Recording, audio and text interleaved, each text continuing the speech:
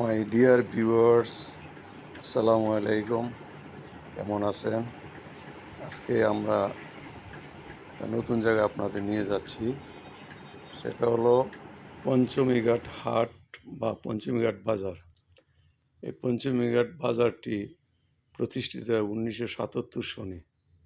তখন আমি ক্লাস 9-এ পড়ি। আমি পঞ্চমীঘাট হাই স্কুলে। এই বাজার যখন প্রতিষ্ঠিত হয়, এখানে প্রচুর আসা যাওয়া করেছি। এই বাজারটি প্রতিষ্ঠিত হওয়ার আগে এটি ছিল একটি বন জঙ্গলের মতো। এখানে দিনে আসতেও ভয় পাওয়া যেত। তো এই জঙ্গল কেটে এখানে প্রতিষ্ঠা করা হয় এই বাজারটি। তখন ক্ষমতায় ছিলেন জিয়াউর রহমান। তো সেই যুগে এই বাজারটি প্রতিষ্ঠিত হয়।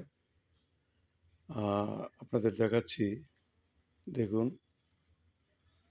আশেপাশে পরিবেশ অনেকই সুন্দর। এই হাটে বিভিন্ন রকমের বাজার দোকান আছে। ওষুধের দোকান, মুদি দোকান, তারপরে ছোট ছোট পুরি, পেঁয়াজ, জিলাপি বাজার।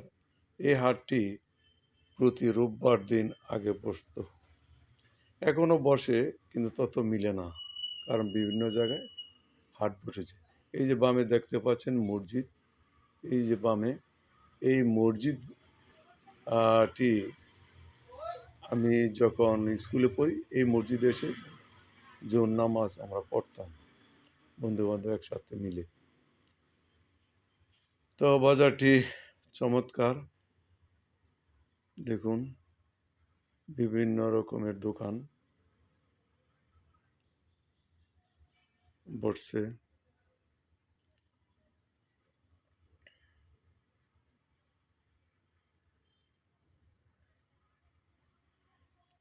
আপনারা দেখতে থাকুন।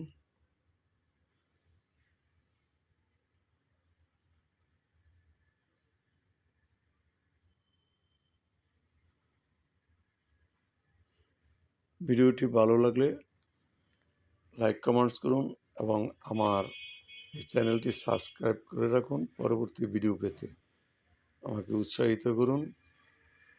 যারাই দেখবেন সাবস্ক্রাইব করে রাখুন। আমরা এখন এগিয়ে যাচ্ছি পঞ্চমীঘাট হাই স্কুলে, যে স্কুলে আমি ক্লাস 2 থেকে এসএসসি পাস করেছি।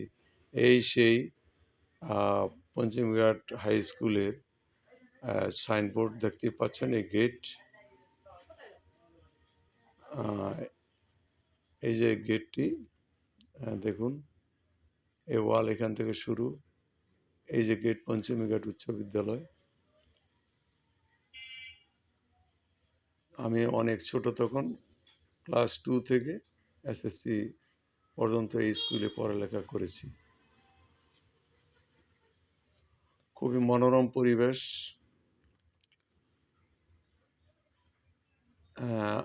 আপনাদের ধীরে সুস্থে ধীরে ধীরে দেখাচ্ছি। এই যে বাম পাশে, এটা ব্রহ্মপুত্র নদী, স্কুলের পূর্ব পাশে। তখন আমরা নৌকা দিয়ে স্কুলে আসা যাওয়া করতাম। এইখানে আমরা নৌকা ভিড় যেতাম এবং এখানে বেঁধে রাখতাম নৌকা। ছুটি শেষে আমরা আমার নৌকায় উঠে আবার বাড়িতে চলে যেতাম অলিপুরা দিয়ে। ওই যে ওই পাশে দেখা যাচ্ছে, ওইটা জোয়ারদি গ্রাম, এটা জোয়ারদি। এই স্কুলে অনেক স্মৃতি পড়ে আছে, অনেক ঘটনাই কিশোরকাল, শিশুকাল কেটেছে এই স্কুলে। এই যে বাম পাশে দেখছেন সদ্য নির্মিত একটি সুন্দর মসজিদ। মনসুর কারণীর বাড়ির পূর্ব পাশে এই মসজিদটি খুব সুন্দর একটি মসজিদ এবং ভালো পরিবেশে। আমরা এখন আছি একটা ব্রিজ। এই ব্রিজ ছিল না আগে।